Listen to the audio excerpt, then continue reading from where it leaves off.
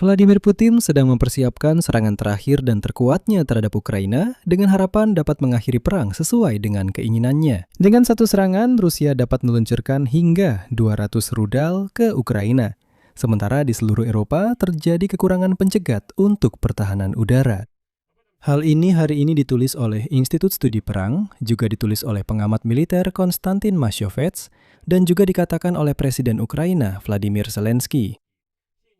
Mereka semua sepakat bahwa serangan musim panas musim gugur Rusia ke aglomerasi Slaviansk-Kramatorsk di Donbas telah gagal.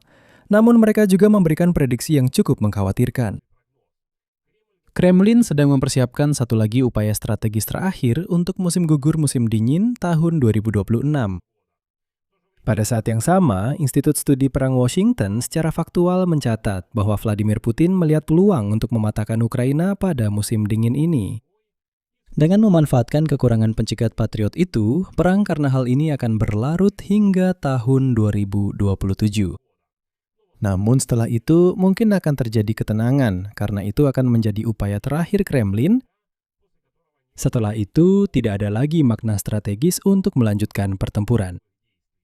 Dalam episode ini, kita akan membahas seluruh gambaran, mulai dari prediksi analitis hingga angka-angka konkret tentang rudal yang sudah terdengar hari ini. Secara umum, saya langsung katakan, tidak perlu terlalu panik. Tetapi, kita akan membahas secara objektif situasi yang terjadi saat ini dan apa yang mungkin direncanakan Kremlin dalam rangka melanjutkan perang. Nama saya Alexei Peci, mari kita bahas bersama topik ini. Tapi sebelum kita mulai, saya minta kalian untuk subscribe ke channel YouTube ini. Kita sedang menuju angka 300.000 subscriber. Jadi saya akan sangat berterima kasih untuk setiap langganan dari kalian. Sekarang juga, sebelum kita mulai, silahkan cek. Tolong di bawah video ini, apakah kalian sudah subscribe ke channel YouTube ini?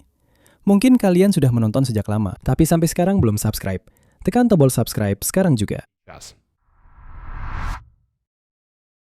Jadi, pengamat militer Konstantin Masyovets menulis sebuah artikel panjang yang benar-benar layak untuk diperhatikan.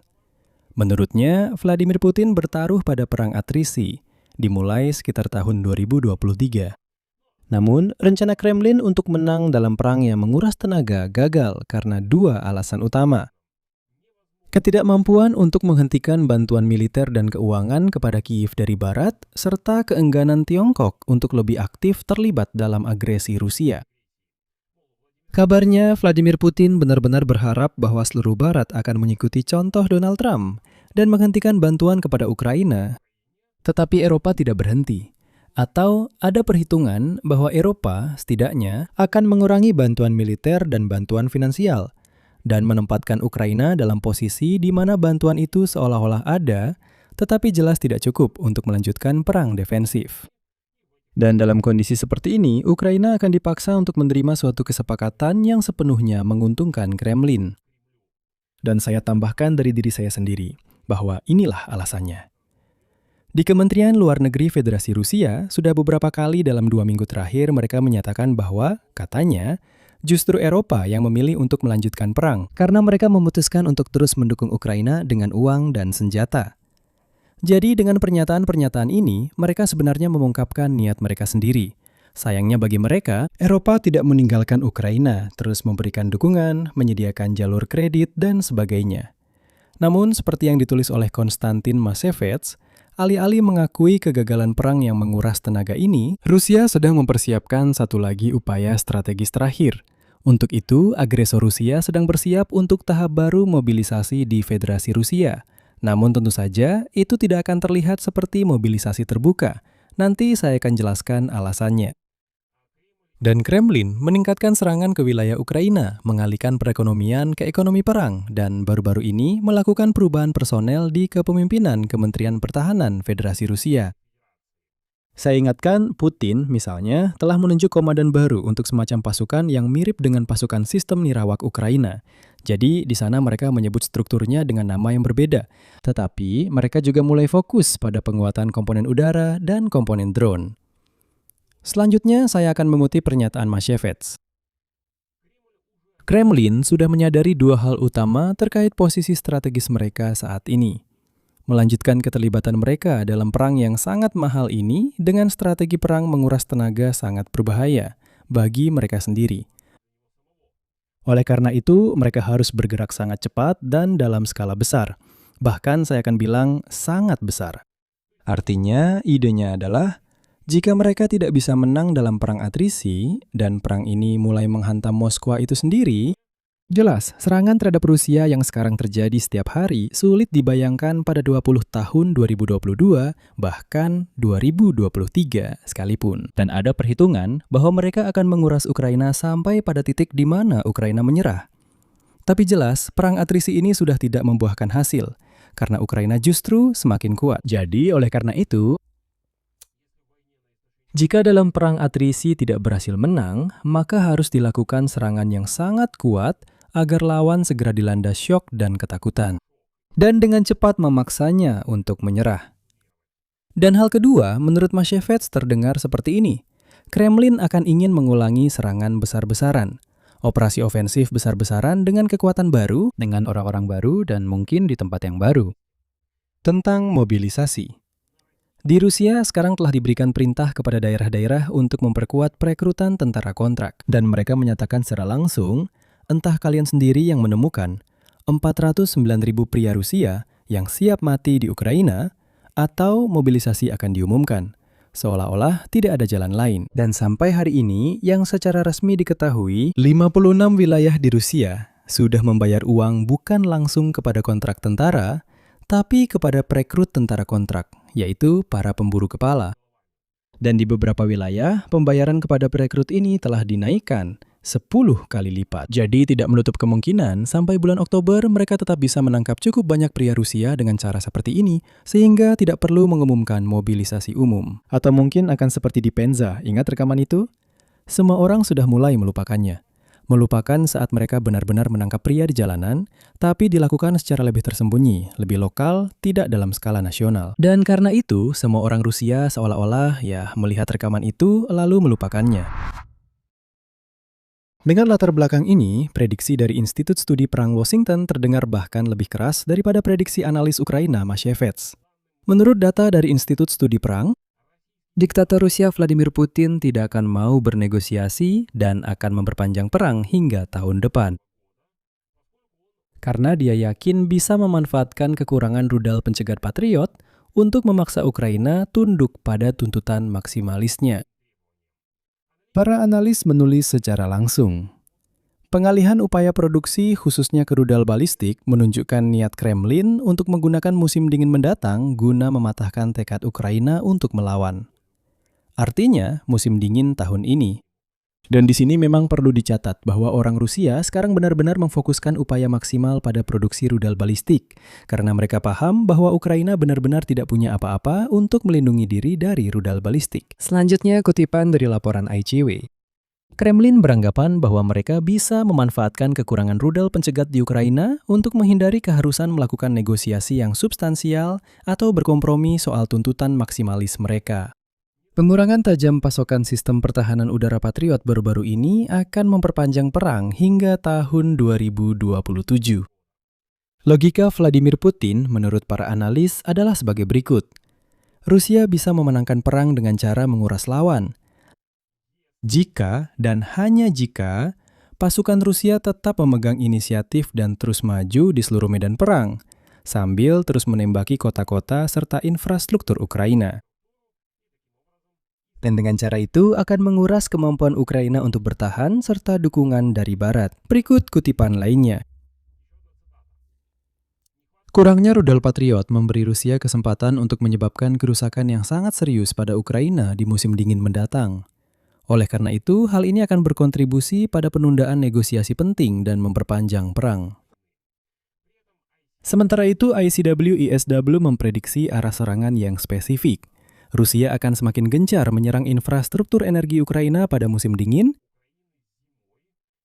dan dalam beberapa minggu ke depan akan mulai melakukan serangan besar-besaran terhadap sektor energi, khususnya di Kiev, dengan tujuan menggagalkan upaya Ukraina dalam memperkuat zona energi. Lanjutan. Sekarang mari kita lihat angka-angka konkret tentang rudal yang membuat semua prediksi ini bukan lagi teori, melainkan gambaran dari apa yang sedang terjadi saat ini. Hari ini, Komandan Pasukan Sistem Tak Berawak Angkatan Bersenjata Ukraina, Robert Madiar Brody, dalam wawancara dengan Associated Press memperingatkan bahwa orang Rusia berencana untuk meningkatkan jumlah rudal berbagai jenis yang ditembakkan sekaligus dari berbagai jenis, baik dari kapal, pesawat maupun peluncur darat, hingga 200 unit sekaligus dalam satu salvo. Saat ini menurutnya, musuh dapat menembakkan lebih dari 70, tepatnya 77 rudal dari berbagai jenis secara bersamaan. Jadi, dalam satu salvo ada 77 rudal. Namun, menurut Majar, jumlah ini bisa meningkat hingga 200. Oleh karena itu, satu-satunya cara untuk mengurangi jumlahnya adalah dengan menyerang semua fasilitas yang terlibat dalam produksi rudal-rudal Rusia ini dan peluncurnya. Data intelijen militer Ukraina memang mengonfirmasi besarnya perlombaan produksi ini. Berikut informasi dari Direktorat Intelijen Utama Kementerian Pertahanan Ukraina. Rusia mampu melakukan 3-4 serangan gabungan setiap bulan yang akan melibatkan rudal berbagai jenis dan drone. Target utamanya tetap Kiev, Zaporizhia, Dnipro, dan Kharkiv sebagai pusat kompleks industri pertahanan Ukraina.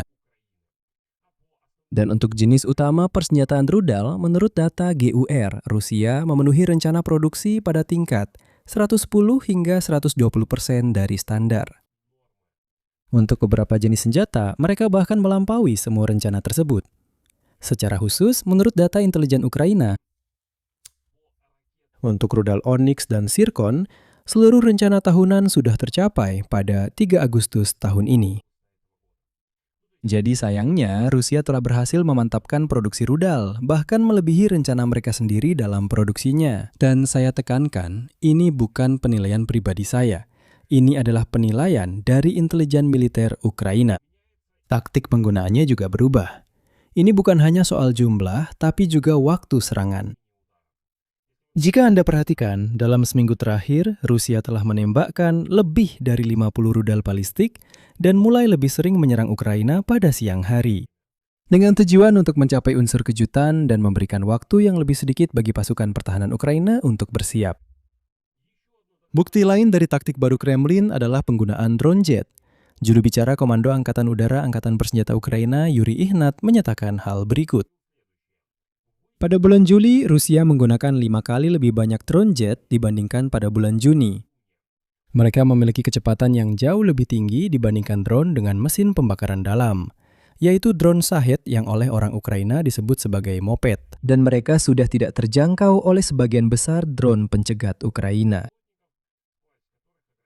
Kecepatan mereka terbatas, sekitar 300 km per jam.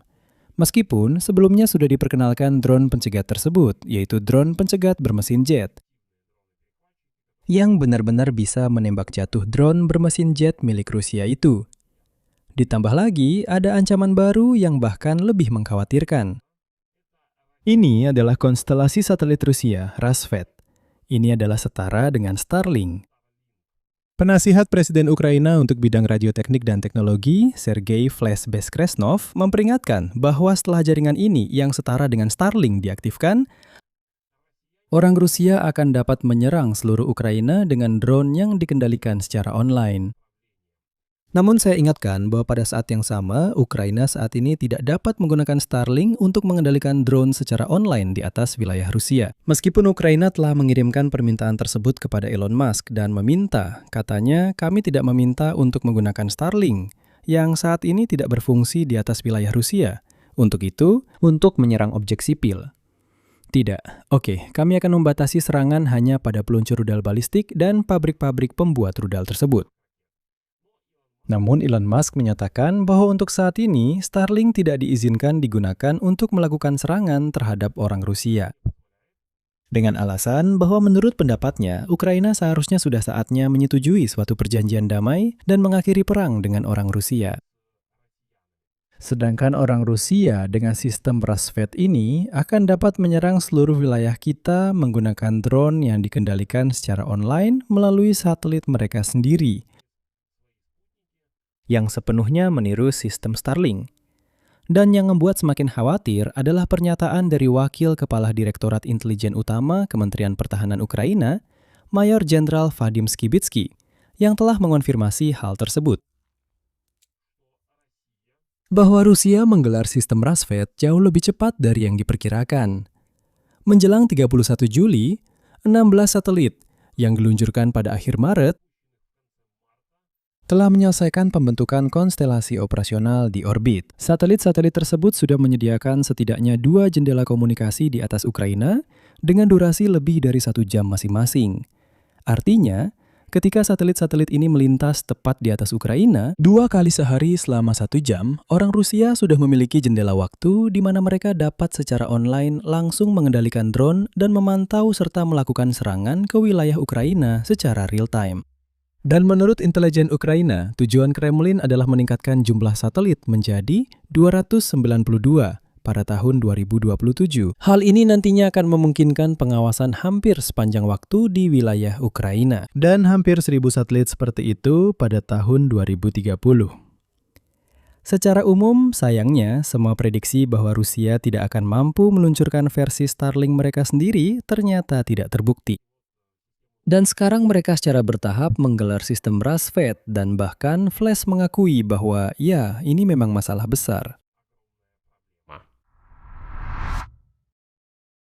Nah, selanjutnya mari kita bahas masalah nyata yang dihadapi Ukraina akibat semua ini. Situasi balistik Ukraina cukup rumit.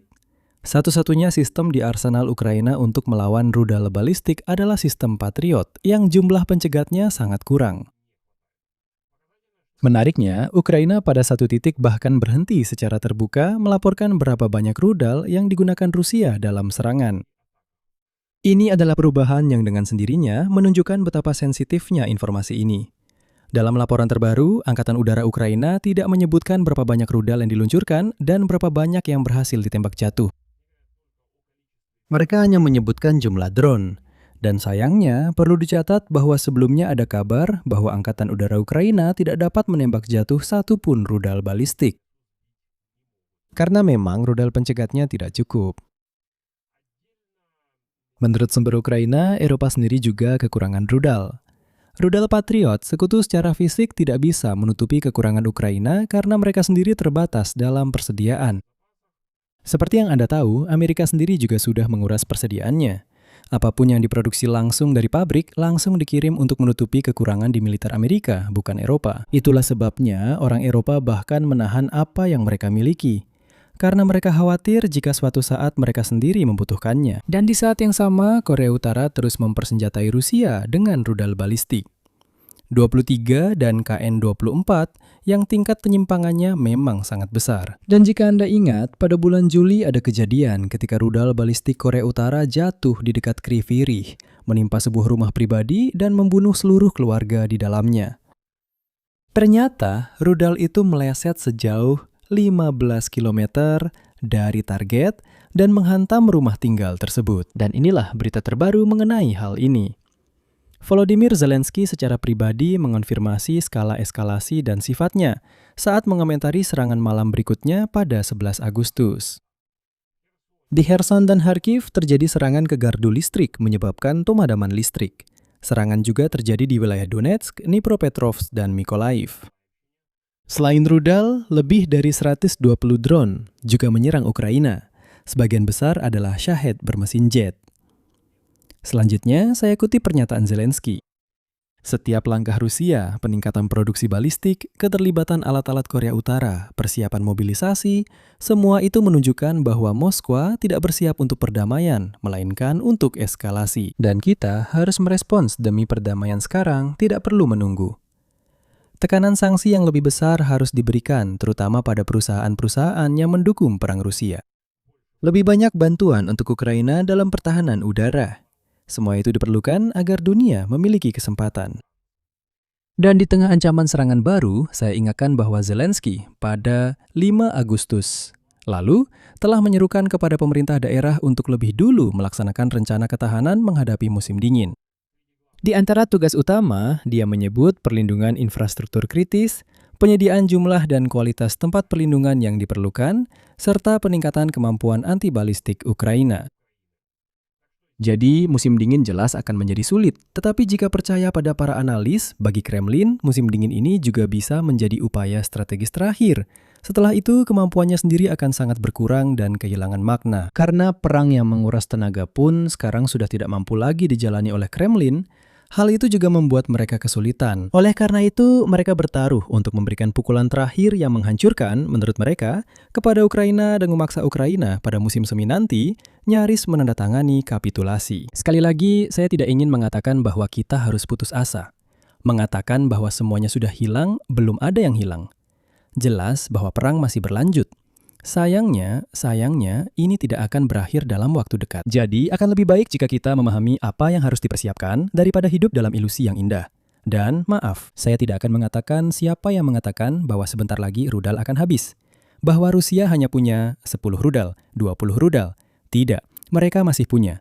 Dan seperti yang sudah dikatakan oleh wakil kepala intelijen, mereka bahkan punya lebih dari cukup. Sayangnya, orang Rusia bahkan melampaui rencana mereka sendiri dalam memproduksi rudal-rudal ini. Oleh karena itu, mereka akan terus mengandalkan serangan rudal sebanyak mungkin ke kota-kota Ukraina. Jadi, di sini saya akan berhenti sejenak. Teman-teman, silahkan tulis pendapat dan kesimpulan kalian di kolom komentar di bawah episode ini. Silahkan berlangganan saluran ini, beri suka pada episode ini, dan jangan lupa tekan tombol lonceng. Dan teman-teman, jika kalian ingin mendukung kerja saluran YouTube independen ini agar bisa terus mendapatkan informasi seperti ini, terbuka, tanpa kacamata merah muda, kalian bisa mendukung saluran ini secara finansial. Dengan memberikan donasi melalui tautan dan informasi rekening yang ada di deskripsi video ini, atau dengan menjadi sponsor langsung di platform YouTube. Di bawah video ini, klik tombol sponsor dan pilih opsi dukungan yang paling nyaman untuk kalian. Itu saja, jaga diri kalian, sampai jumpa.